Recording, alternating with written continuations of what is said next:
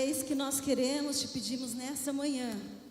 Encorajamento, através do poder do Teu Espírito, na vida de cada um de nós que estamos aqui, daqueles que nos assistem agora na tela do celular, do computador, da TV.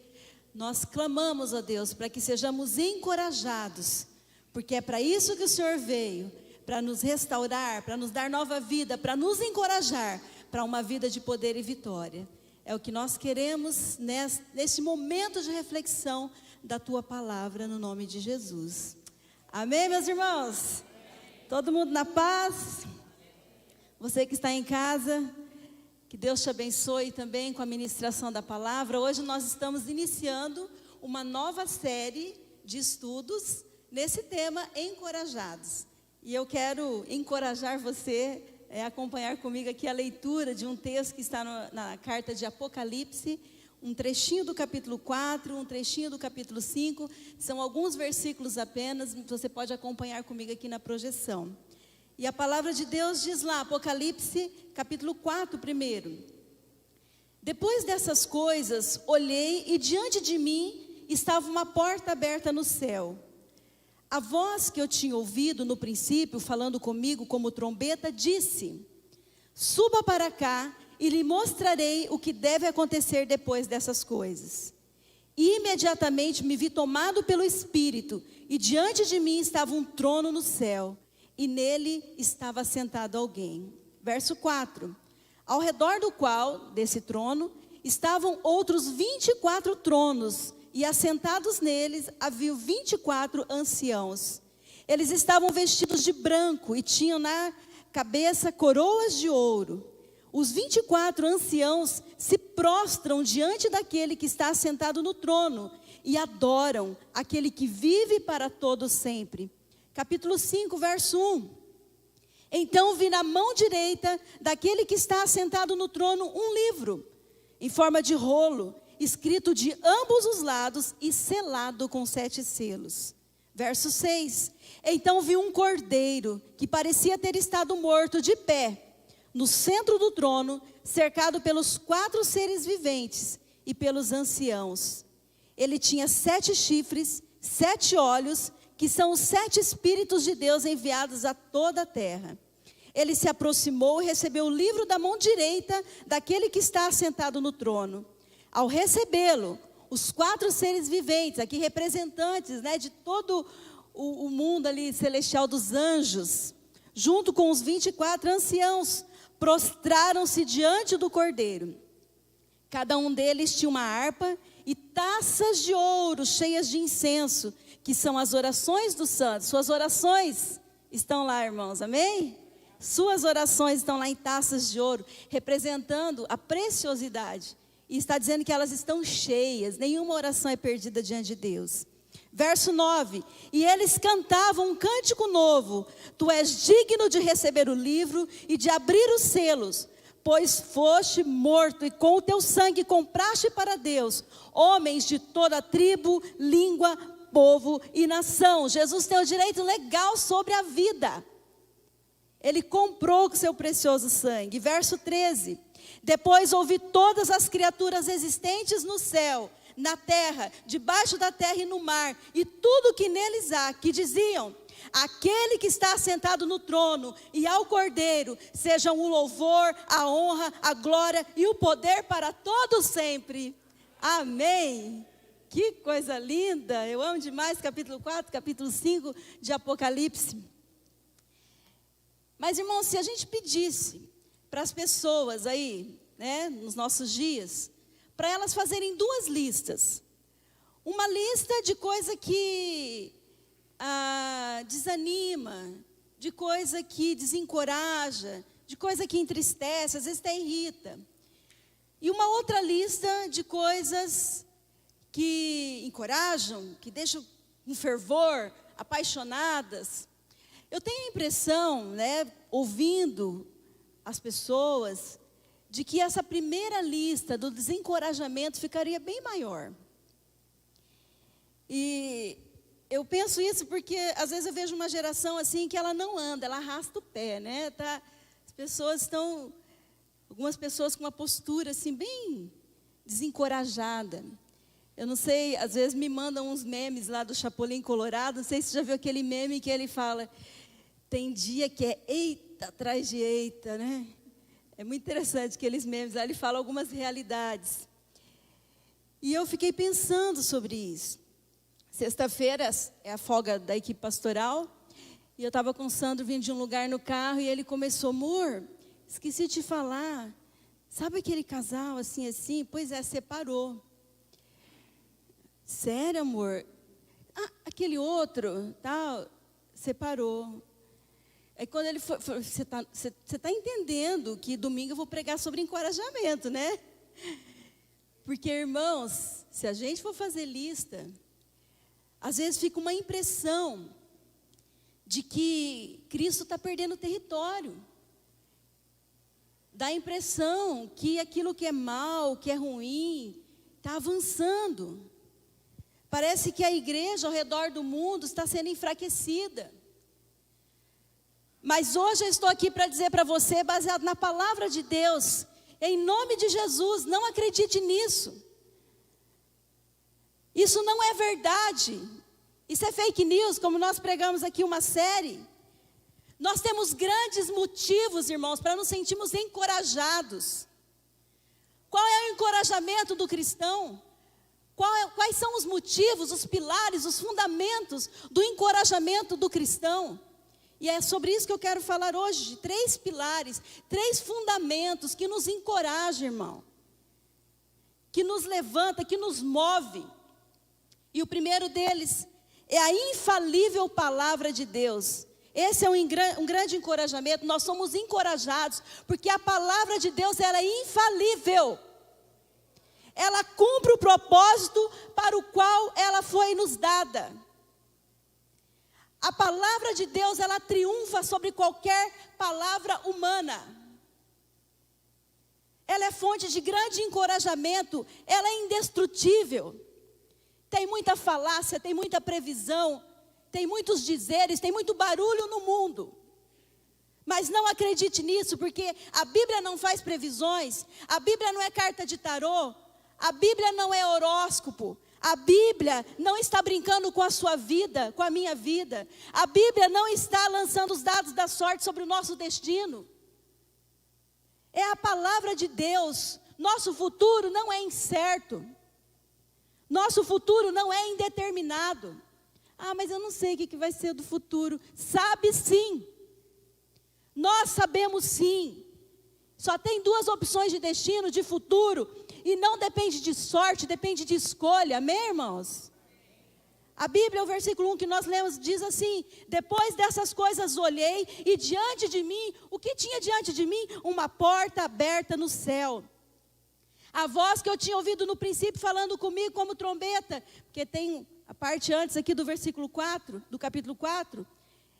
E ela está dizendo, essa voz retumbante, suba para cá e eu lhe mostrarei o que deve acontecer. Não é o que talvez vai acontecer. Aqui no original da Bíblia, no grego, esse deve, ele significa é necessário, é fato que isso vai acontecer. É isso que a palavra de Deus está dizendo. A Bíblia sempre vai contar o desenrolar da história e tudo que ela fala acontece. Isso é fonte de grande encorajamento para mim e para você. Porque não é palavra de homem, é palavra de Deus. Uma porta aberta no céu. Deus sempre abre portas. É tão interessante você ver na Bíblia essa palavra porta. Só ali nos 4 primeiros capítulos de Apocalipse vai falar das portas. Deus abre porta da esperança, irmãos. Deus abre a porta para cura. Deus abre porta de milagre, de oportunidade, de salvação. Uma porta para uma nova vida. Deus abre porta de coração endurecido. Deus quebra e essa porta se abre, essa pessoa é transformada. E principalmente, como nós estamos estudando hoje, Deus abre a porta do futuro eterno. Jesus abriu a porta do céu e desvendou tudo. Não há segredos e o futuro é glorioso. É glorioso, isso nos encoraja.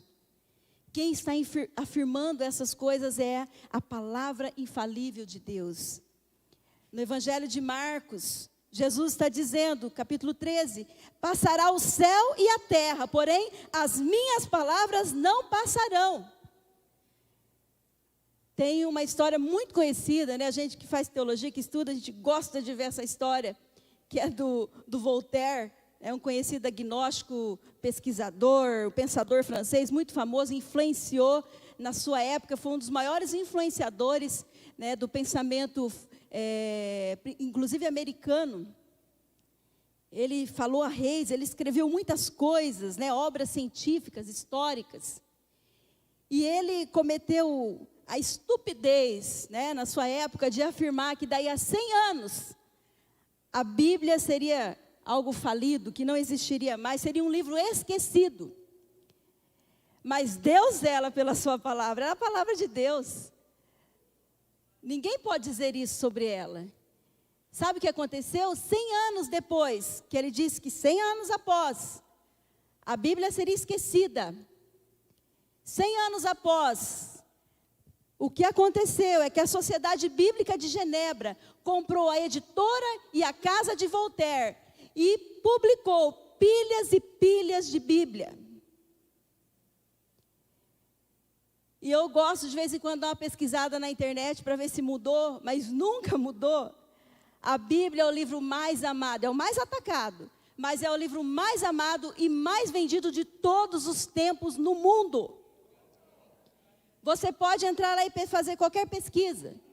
Depois vem Pinóquio, né, Alice País das Maravilhas, mas ninguém bate na Bíblia. É o livro mais amado, mais vendido no mundo de todos os tempos. Sabe por quê? O apóstolo Pedro disse: seca-se a relva, cai a sua flor, mas a palavra de Deus permanece para sempre. Ela é inabalável, imutável, ninguém nunca vai matar a Bíblia, nunca vão parar a trajetória da Bíblia, nunca. Como alguém disse, não são os poderosos desse mundo que determinam o curso da história. Não são os historiadores que explicam os mistérios da história. Não são os filósofos que interpretam os segredos da história. Mas é o próprio Senhor da história, através da sua infalível palavra. A Bíblia veio a existir pelo sopro de Deus, pela inspiração de Deus. Ela foi soprada por Deus. Por isso que o apóstolo Pedro também na sua segunda carta, já prevendo que alguns iriam duvidar, ele diz: pois jamais a profecia teve origem na vontade humana, mas homens falaram da parte de Deus, impelidos pelo Espírito Santo. A palavra de Deus, a Bíblia, ela é soprada pelo próprio Deus, e jamais vai ser destruída. Semana retrasada, na terça-feira à noite, eu tenho alguns grupos do Formador de Heróis, eu tenho um grupo de mulheres, nós somos em 5, e nós estávamos, aquele dia estava quente, a gente toma todos os cuidados ao nos reunirmos, a gente estava bem na área da igreja, ali fora, pegamos as cadeiras, fizemos um círculo, e nós estávamos compartilhando nossa vida devocional, nós estávamos terminando o último capítulo do livro de C.S. Lewis, Problema do Sofrimento, falando sobre o céu, e a gente estava bem cansada. Aquele dia, ultrapassamos o horário, né? A gente não jantou ainda, eu não tinha nem tomado banho. Mas aí a Sônia, né, aquela loira que está ali, que é do meu grupo também, a Simone está do lado. A Sônia falou assim, já tinha passado o horário, ela falou: posso ler um trecho da palavra de Deus que tem me tocado demais, que eu tenho meditado? Eu falei: claro, pode ler. E ela abriu Apocalipse 21, verso de 1 a 7. E a Sônia apenas leu alguns versículos para mulheres exaustas. Irmãos, o que foi aquilo? Ela foi lendo a palavra, e a palavra é viva e eficaz. E aquilo foi tocando nosso coração, ela nem conseguia se conter, começou a chorar, a gente ficou todo mundo comovido, a nossa fé foi tão encorajada, a gente saiu dali, né, igual uma pessoa que eu conheço fala, querendo virar o boné para trás, colocar a faca nos dentes, olha, sair cortando tudo. A palavra nos encoraja, irmãos. A palavra nos alimenta aquilo que importa, que é a nossa vida espiritual. Ontem à noite nós estávamos aqui com os supervisores, eu e o pastor Carlos e a Andréia, os 3 casais, das redes e nós estávamos compartilhando devocionais. Que gostoso. O que Deus tem falado com a gente no dia a dia, no nosso estudo diante de Deus. Que coisa tremenda, a palavra de Deus nos encoraja, ela é infalível, ela cumpre o propósito. Quando estava preparando essa mensagem, eu fiquei pensando que tem pessoas que na sua trajetória de vida, quem sabe ouviram tantas palavras que foram duras, que foram amargas, que machucaram a sua alma. E eu quero que vocês saibam, você que está aqui, você que está em casa, que a palavra de Deus não é assim, ela não é humana, ela é divina. Que a palavra de Deus não te machuca, a não ser que for para te curar. Que a palavra de Deus, ela diz que você é o amado dele. Tem uma palavra linda no Deuteronômio 32:10, meu livro da infância, que diz que eu sou a menina dos olhos de Deus. É isso que a gente encontra na palavra. Quem sabe tem pessoas aqui que me ouvem, que a sua autoestima está lá embaixo, está no pé, está destruída. Quem sabe você se sente pequeno, constantemente você está se sentindo inferior na vida. Talvez porque você foi uma criança, uma adolescente ou um jovem que nunca teve um apoio, que nunca ouviu uma palavra de encorajamento. Quem sabe você é uma mulher que sempre você ouviu que não ia dar certo, que você não vai conseguir. Talvez você não teve um pai para dizer, vai lá filhão, você consegue. Talvez você não teve um pai para dizer, filha querida, não tem problema, se não der certo eu te apoio. Quantas pessoas com problema de baixa autoestima, que não conseguem agora enfrentar as demandas da vida, pensam sempre que não vão conseguir, que não vai dar certo, que não deslancha na vida. Mas a palavra de Deus, quero que você saiba disso, ela diz, filho, você pode tudo em mim que te fortaleço. Filipenses está dizendo isso. A palavra de Deus, ela diz, vai filha querida, não tenha medo, eu te esforço, eu te sustento, eu te ajudo com a força da minha mão direita. O profeta Isaías está dizendo isso, capítulo 41. Quem sabe, irmãos, algumas pessoas aqui, ou que me ouvem, foram abusadas verbalmente, nas suas emoções, ouviram palavras terríveis até enquanto estavam sendo abusadas. E agora tem uma ferida incurável na alma, que fica latejando, que não consegue achar descanso nas suas emoções, na sua alma, não acha repouso. Mas a palavra de Deus em Apocalipse promete que um dia não haverá mais dor, não haverá mais choro, não haverá mais injustiça, porque essas primeiras coisas terão passado e tudo será feito novo. Meu marido, Santo, nem tinha visto aqui na frente. Está meio escurinho aqui. O Sandro estava compartilhando comigo que um dos grandes medos na sua juventude era não conseguir constituir uma família saudável, um casamento bem-sucedido, que fosse diferente do que ele vivenciou com seus pais. Pai alcoólatra, divórcio, privação de recursos. Então ele tinha muitos temores, mas quando ele encontrou a Cristo, Deus deu uma segurança para ele através da palavra. Ele estava dizendo para mim que quando a Bíblia diz, Sandro, as coisas velhas passaram, eis que tudo se fez novo. E ele casou, né, graças a Deus, com esse propósito. Vamos fazer 25 anos de casados, com o nosso casamento estabilizado, firmado na palavra de Deus. Ela é poderosa, a palavra nos encoraja. Por isso, irmãos, se alimente da palavra diariamente. Ela é o remédio para as nossas feridas. Ela é o calor no inverno da alma. Ela é a água fresca no fervor fatigante das batalhas da vida. Ela é a doce voz de Deus logo pela manhã. Ela é o conselho nas horas difíceis. No vale escuro da provação, ela nos guia. Ela é a melodia perfeita naqueles dias sem graça. E ela é a melhor companhia na nossa solidão. Essa é a palavra de Deus. Salmo 119:5 diz, a tua palavra é lâmpada que ilumina os meus passos e luz que clareia o meu caminho. Nós precisamos refletir se a falta de encorajamento, talvez não é falta de Bíblia, de mais palavra de Deus, de mais conhecimento das promessas de Deus, porque Ele abriu uma porta no céu, para que mesmo da terra a gente pudesse enxergar que a palavra vai se cumprir, porque ela é infalível. Segundo fundamento do encorajamento cristão é o triunfo de Cristo. Que é outra coisa que esse texto que nós lemos está dizendo. O triunfo de Cristo. Nós somos encorajados porque Cristo venceu. Ele está vivo. Tem alguns ditados engraçados, né, no ambiente de trabalho. Eu anotei aqui um que diz: manda quem pode, obedece quem tem juízo. Quando a gente chega num ambiente novo, né, de trabalho principalmente, a gente já quer saber quem é que manda, quem que está dando as cartas por ali. Porque é importante saber. Tem gente que fala que quem tem dinheiro é quem manda. Outros quem tem o título, ou pessoas que têm um cargo. Tem pessoas que dizem que quem manda é quem tem e que tem influência é quem é bonito. Aos olhos da sociedade, quem tem mais aparência. Na linguagem mais jovem, quem manda, né? Quem está com tudo, é quem tem mais curtida. São os influencers, quem é famoso, quem tem fama. E eu fico pensando, quem que manda? Quem que tem poder, né, diante de uma criança abusada?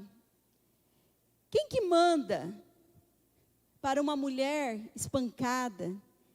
Quem é que manda para a classe C e D menos favorecida? Quem é que manda? Os heróis da fé estão aí para provar o poder baseado na força humana. As prisões, os açoites, as perseguições, as injustiças. A cruz de Cristo está aí para mostrar como é o poder baseado na força humana, onde pode levar. E realmente, irmãos, os poderes desse mundo não são muito encorajadores. Por isso que tem muita gente desencorajada. Porque está confiando ou está olhando para esse tipo de poder e você não vai conseguir tirar força nenhuma daí. Você não vai conseguir tirar encorajamento nenhum daí. O apóstolo Paulo, falando sobre encorajamento, sobre poder, ele disse, não está no telão, mas em 1 Coríntios capítulo 15, nossos GPs, nós estudamos em 4 estudos esse capítulo. O apóstolo Paulo está dizendo ali que se Cristo não ressuscitou, nós somos os mais miseráveis, os mais infelizes de todos os homens nesse mundo. O apóstolo Paulo, ele não está aqui duvidando da ressurreição de Cristo. Ele está falando aqui como os nordestinos, né? Nossos irmãos nordestinos, que eles falam, eu quero ser um peba, se Cristo não ressuscitou. O que Paulo está dizendo aqui, eu tenho a convicção, eu tenho a certeza, que Jesus Cristo ressuscitou dentre os mortos. É esse poder, é essa força que me encoraja. E não os poderosos desse mundo, a força desse mundo. Vamos olhar ali o capítulo 5, em que diz, então vi na mão direita daquele que está assentado no trono. Quem que está assentado no trono? Deus, o Pai. Um livro em forma de rolo, escrito de ambos os lados e selado com 7 selos. Que livro é esse? Irmãos, a história não é cíclica. Ai, vai e vem. Não. A história é linear. Ela já tem um final e já está definido e está selado. 7, número 7 no Apocalipse, é perfeição, é algo que é absoluto. Esse fim está selado, ninguém muda. E esse rolo está na mão de Deus o Pai. E o apóstolo João continua falando o que ele viu, quando a porta do céu foi aberta. Então vi um cordeiro, Deus o Filho. Qual é a condição desse cordeiro? Ele diz que ele parecia ter estado morto. Você que pensa que no céu vai dar amnésia, que você não vai lembrar nada que aconteceu aqui, está enganado. Nós vamos saber tudo, porque está dizendo que esse cordeiro, ele tem a aparência de que tinha estado morto. As chagas de Cristo estão lá no céu. Ele está com as suas chagas, com as marcas da crucificação. Mas o túmulo não segurou Jesus, porque continua falando desse cordeiro, e como ele está? Ele está de pé, ele ressuscitou, ele está vivo, e ele está no centro do trono, cercado pelos 4 seres viventes, ou seja, todos os anjos, e pelos anciãos, daqui a pouco eu vou falar. Ele tinha 7 chifres, lembra do número 7? Completude, absoluto, perfeito, 7 chifres, 7 olhos, que são os 7 Espíritos de Deus enviados a toda a terra. 7 chifres, poder, domínio, força, completos, totalmente, absoluto, onipotência de Deus, do Cordeiro, visão perfeita, absoluta, porque ele tinha 7 olhos, que tudo vê, onipotência, onisciência do Cordeiro, que são os 7 Espíritos de Deus enviados a toda a terra. É o Deus Espírito Santo que está presente aqui, completamente atuante, perfeitamente no mundo. Verso 7 diz que ele, Jesus, se aproxima e ele recebeu o livro da mão direita daquele que está sentado no trono, Deus o Pai. O livro. Que livro é esse? O livro da história da humanidade, fio a pavio. Onde está a sua história, irmão? Está à deriva? Não. Onde está a história dos homens, da humanidade, desse mundo? Está segura nas mãos do Cristo que triunfou. É lá que está a minha história, a sua história. A história nunca esteve segura na mão de nenhum comedor de arroz e feijão. Falando nossa linguagem aqui do Brasil. Não, ela está segura, está absoluta na mão daquele que está no trono, que é o Cordeiro. Aquilo que parece ter poder nesse mundo, daqui a pouco será reduzido a nada. Aquilo que parece ter poder nesse mundo, nós vamos ver como nós vemos hoje um dos turismos mais caros. São as visitas que as pessoas fazem às ruínas do passado. Aquilo que os poderosos do passado construíram, que hoje são ruínas. Turismo caro. E vai lá para ver ruínas. E é bom isso, porque a gente vê aonde vai parar todo o poder desse mundo. E eu quero ter uma frase aí para você meditar. O futuro está em Jesus, nas mãos de Jesus e sob o poder de Jesus. Jesus é o assunto da Bíblia, Jesus é o assunto da história, Jesus tem que ser o assunto da nossa vida. A força da nossa vida está na revelação de Deus. E a revelação de Deus é esta: Cristo triunfou. Cristo venceu. E nós somos convidados a nos aliar àquele que venceu. Por isso, ande com Cristo todos os dias. Fale com Ele. Sabe o que é cristianismo? Cristianismo é relacionamento com Deus. Cristianismo é intimidade com Jesus. No poder do Espírito Santo. Esse é motivo de encorajamento, irmãos. A palavra que é infalível. O Cristo que triunfou, que está de pé. Tem uma frase de um hino antigo que diz: quem tem Jesus, tem tudo. Quem não tem, não tem nada. Quem tem Jesus, tem tudo. Quem não tem, não tem nada. E terceiro e último fundamento do nosso encorajamento cristão é a imbatível igreja de Cristo. Vamos falar bem forte, vocês estão aqui presentes, vamos lá? A imbatível igreja de Cristo. Espero que seja você, sou eu, cada um de nós aqui. Alguns podem pensar, mas se tem tanta gente desviando, tem gente caindo da graça, aquilo que o Senhor estava me falando ali dos casamentos, parece que o mundo está mais entrando no cristão do que o cristão entrando para influenciar o mundo, né? Os estilos de vida. Dá a impressão assim, por que não fecha a igreja, né? Fecha as portas. Gente, pode até fechar uma porta de um templo construído, mas ninguém vai fechar a porta da igreja, ninguém. A igreja de Jesus Cristo é imbatível, ela não pode ser abatida. Eu me sinto tão encorajada de fazer parte desse exército, de fazer parte desse corpo vivo. Ela é permanente. A igreja de Jesus é a esperança do mundo. Pode atirar nela, pode perseguir, pode fazer o que quiser, não tem ninguém que vai matar a igreja. Ela é o corpo de Cristo, ela é imbatível, ela nasceu para nunca mais morrer. A igreja de Cristo é triunfante como o seu Cristo é. Apocalipse ali que nós lemos diz, no verso 4, ao redor do trono, a visão que o apóstolo João está tendo do futuro, ao redor do trono estavam outros 24 tronos, e assentados neles havia 24 anciãos. A igreja. Eles estavam vestidos de branco, tinha na cabeça coroas de ouro. O número 24 trono, 24 ancião aqui, é simbólico também. O Apocalipse tem a simbologia ali, tem os símbolos. E aqui, irmãos, está a representação da totalidade da igreja. Nos 24 anciãos, 12 tribos de Israel, Novo Testamento, para mostrar que tudo que foi prometido foi cumprido. 12 apóstolos, Novo Testamento. E todos que creram, tanto no Antigo quanto na mensagem propagada a partir do Novo. É a igreja de Jesus de todos os tempos. Esses 24 anciãos, quando você vê lá no Apocalipse, é a representação da igreja de Cristo no céu. E como que a igreja está lá no céu? Como que está sendo representada aqui? Vestida de branco, pura, santificada.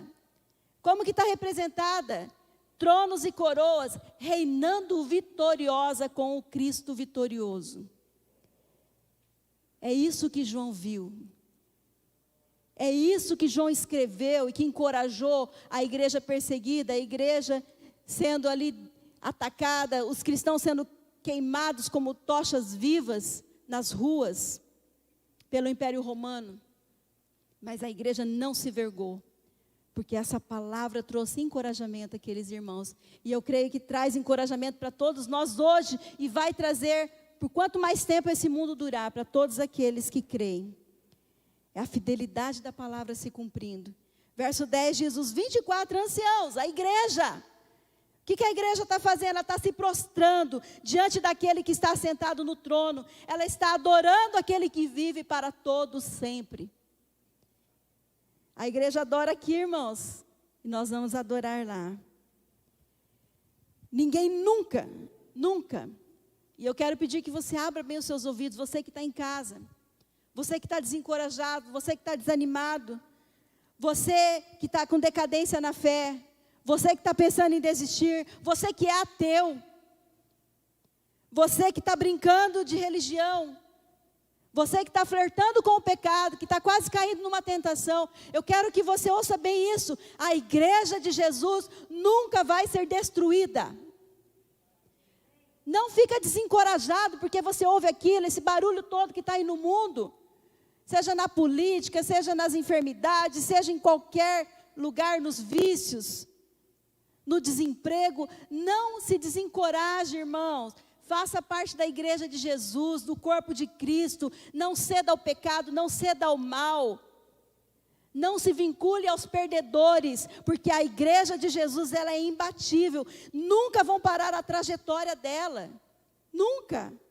Séculos após séculos, ela prevalece vitoriosa, porque o seu líder, o seu cabeça, o seu comandante é o Cristo que triunfou. A gente pode ver aqui no texto de Apocalipse, as fotos, os vídeos do céu, usando aqui uma linguagem figurada, o futuro glorioso dessa igreja que permanece perfeita, saudável, intocável, em paz eterna. Isso não te encoraja, irmão? Isso não te encoraja? Eu me sinto encorajada. A igreja, ela veio existir pelo sopro de Deus. A igreja nasceu no dia de Pentecostes, no poder do Espírito Santo. E assim como a Bíblia infalível foi soprada por Deus, a igreja também teve a sua existência quando foi soprada por Deus no poder do Espírito Santo. Quem é que pode destruir a palavra? Quem pode destruir a igreja? A igreja de Jesus é a esperança do mundo. Que todos nós possamos assumir o nosso papel, a nossa missão, o nosso lugar na história, irmãos. Vocês viram, né? Não vou ler de novo, mas nós lemos ali, no verso 9, que povos de todas as línguas, tribos, nações, todos foram comprados. E nós precisamos anunciar isso, nós precisamos proclamar isso. Tem uma música da Marcela Gândara, né? É em espanhol, Uma Longa Viagem. E um trechinho que eu gosto demais, ela diz: tem sido longa a estrada, mas enfim cheguei. A luz chegou aos meus olhos. Eu não estou mais cega, eu estou vendo. Foram muitos vales de inseguranças que cruzei. Foram muitos dias de dúvida, mas enfim cheguei. E cheguei para entender que era para essa hora, que era para este tempo que eu nasci. Eu cheguei para entender que em seus propósitos eternos eu me vi.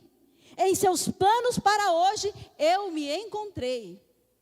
Eu gosto demais porque se você é de Cristo, se eu sou de Cristo, irmãos, é para esta hora, é para esse tempo que nós nascemos, que Deus nos deu a vida. Coragem. Deus nos chama, Deus nos convoca à sua missão, a ocupar o nosso lugar nessa geração, na história. Sabe por quê? Eu quero chamar a sua atenção para o verso 13, que eu fiz questão de deixar ali na leitura inicial. O verso 13 está dizendo, capítulo 5. Depois eu ouvi todas as criaturas existentes no céu, na terra, debaixo da terra e no mar, e tudo que neles há, que diziam: aquele que está assentado no trono e ao Cordeiro, sejam o louvor, a honra e a glória e o poder para todos sempre. A porta do céu está aberta. Deus está mostrando uma visão de futuro, uma foto, um vídeo do futuro. E sabe o que está aqui nesse versículo 13? Todos os perdidos, os que não foram salvos. Não é a igreja aqui. A igreja nós já lemos, um pouco acima. Ela está no trono, ela está reinando com Cristo. Ela está representada ali pelos 24 anciãos. Esse verso 13 aqui está falando dos perdidos. Irmãos, a carta aos Romanos, a carta aos Filipenses, o profeta Isaías profetizou, Deus jurando que no fim das contas, toda língua confessará, todo joelho se dobrará diante de Jesus Cristo, o Senhor, para a glória de Deus Pai. Esse verso 13 aqui está mostrando uma visão de futuro dos perdidos. E se nós pudéssemos fazer um exercício espiritual, igual a gente faz com o nosso celular, quando a gente quer ver detalhes de uma foto, quando tem muita gente, principalmente, que nós colocamos o dedo ali e a gente fica tentando ampliar aquela foto, para ver detalhes. Se nós pudéssemos ampliar esse versículo 13, quem sabe nós não veríamos aqui, nessa tela, nessa foto, rosto de pessoas que estiveram tão próximas de nós, mas que nós não amamos o suficiente, que nós não nos importamos o suficiente para livrá-los dessa foto, desse quadro de futuro. E pior ainda, que terrível será você abrir essa foto e ver o seu próprio rosto ali. Que triste. Por isso que está sendo mostrado o futuro, para a gente se encorajar e assumir a nossa missão, o nosso lugar na história, para que as pessoas não vão para esse lugar tão terrível, para que ao invés de estarem ali embaixo do trono, elas estejam acima reinando com Cristo. Eu falei primeiramente que a palavra de Deus é infalível, que ela cumpre o propósito, que ela, o Salmo 119 fala que ela esmiuça a penha, a pedra, que ela quebra qualquer coisa, que ela é poderosa. Mas essa palavra poderosa, ela está posta sobre a igreja. Deus nos deu essa missão de levarmos essa palavra. Então, como que as pessoas vão saber que Deus é bom, que Deus as ama, se a igreja não for? Como as pessoas saberão que elas podem ser libertas, que elas não precisam ficar nos seus vícios, nos seus pecados? Como elas saberão que toda a injustiça que sofreram não terá a última palavra? Como as pessoas saberão? É através da igreja, meus irmãos. Por isso que a igreja ainda está nesse mundo. nós estamos aqui para combater o mal, para combater a injustiça, para combater o pecado. É por isso que é tão grave, é inadmissível para Deus que alguém que está aqui para combater se envolva com essas coisas. Irmãos, é através da igreja que o céu está sendo povoado. Estamos alcançando pessoas de todas as tribos, línguas, nações, todos os povos. Nós estamos plantando, né, amor, uma igreja lá entre Carapó, Dourado, na tribo indígena, coisa mais linda. Vocês podem entrar ali vendo as fotos, né? Fizeram até camiseta lá com aquele símbolo da aldeia. Todas as línguas, todos os povos, todas as tribos. Ontem à noite estava falando com a irmã Fernanda, o casal Paulo e Fernanda, que já estiveram falando aqui na nossa conferência missionária, estão lá em Moçambique, ficaram um tempo no Brasil, voltaram, ficaram presos aqui por causa do Covid, não via a hora de voltar para pregar, anunciar o evangelho que tanto precisa lá. É por isso que a gente tem missionários. Isso é um casal que a gente participa no sustento, e eles estavam pedindo oração, orem por nós, orem pelos missionários, para que Deus nos encoraje, que agora que está tudo fechado, que a gente tem dificuldade. Eu achei tão linda ela dizendo, mas nós encontramos uma forma, nós, através do telefone, nós estamos fazendo discípulos, nós estamos evangelizando, nós estamos discipulando. E olha que é bem precário lá, mas eles encontraram, a igreja, ela encontra uma forma, porque ninguém pode apagar o brilho da igreja. Irmãos, você irmão, você irmã, você é a igreja de Jesus lá dentro do seu lar. Jesus quer ver o seu filho, a sua filha na glória. Jesus quer ver os seus pais lá na glória. E você precisa anunciar isso, precisa entregar essa notícia, essa boa nova, que Cristo triunfou. Irmãos, Jesus é a igreja dentro da empresa. Jesus quer nos usar como a sua igreja dentro da sua empresa, dentro da sala de aula. Jesus quer alcançar todos os alunos da sua sala. Jesus quer alcançar a equipe com quem você trabalha. E eles precisam ser informados disso. Jovem, adolescente, você é a igreja de Jesus dentro da internet. A gente que é mais velho também, tá, irmãos? Dentro da internet. Nós somos a igreja de Jesus. Jesus quer ver todos os nossos contatos na glória.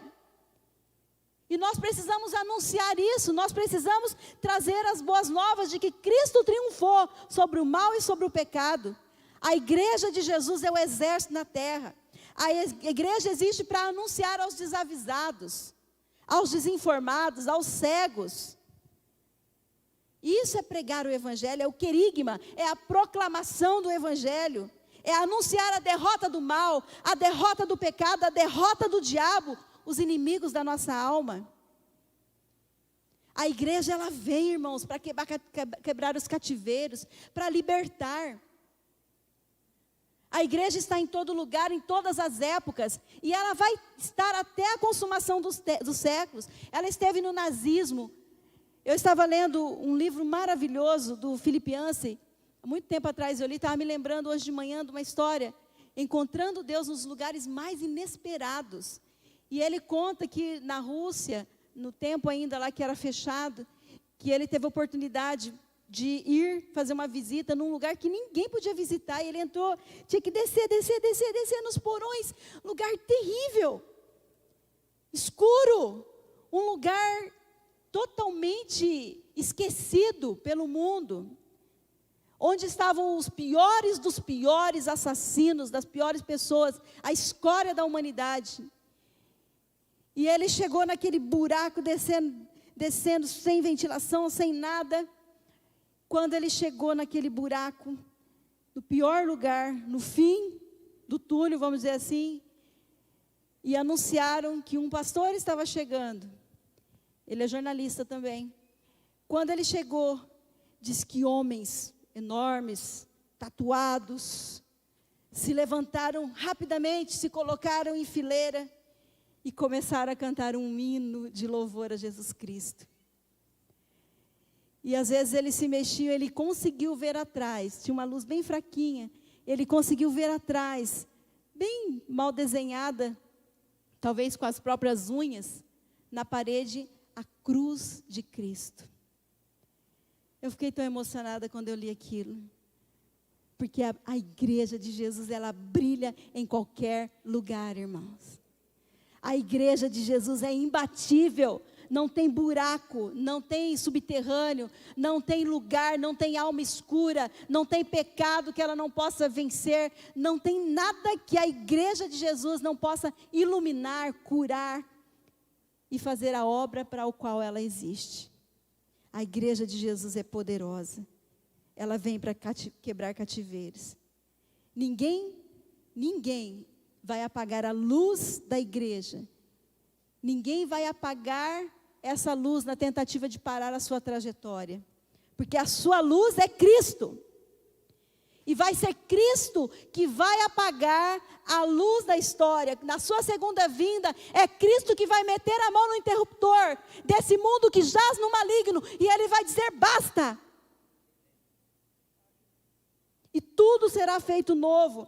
Então a promessa que está em Apocalipse 19, 7, vai se cumprir, que diz, regozijemo-nos, vamos nos alegrar e dar-lhe glória, pois chegou a hora do casamento do Cordeiro, e a sua noiva já se aprontou. Esse versículo 7 do capítulo 19, irmãos, está contido aqui, os 3 pilares que eu acabei de pregar para vocês, está contido aqui, está dizendo, desses 3 fundamentos, que o noivo triunfante vem buscar a sua noiva imbatível, como prometido na sua palavra infalível. É assim que será, é assim que está posto, esse é o fato, e isso está selado, ninguém vai mudar esse fim. Jesus é o noivo que vem buscar a sua noiva, que está identificado pelo selo do Espírito Santo. E não tem capeta nesse mundo que vai impedir esse casamento. Não tem. As portas do inferno, como prometeu Jesus, em Mateus 16, 18, não vão prevalecer contra a igreja de Cristo. Por isso não tenha medo, meu irmão. Não se desencoraje. Não retroceda. Não se intimide. Não se acomode. Avalie a sua vida à luz desses 3 pilares, desses 3 fundamentos do nosso encorajamento cristão. E eu tenho certeza que nós vamos ficar lindos na foto, no trono, ao lado do trono de Deus, reinando com Ele, triunfantes, como o nosso Cristo é. Amém, meus irmãos? Porque a igreja vem, ela vem com tudo, até a consumação dos séculos. Feche seus olhos.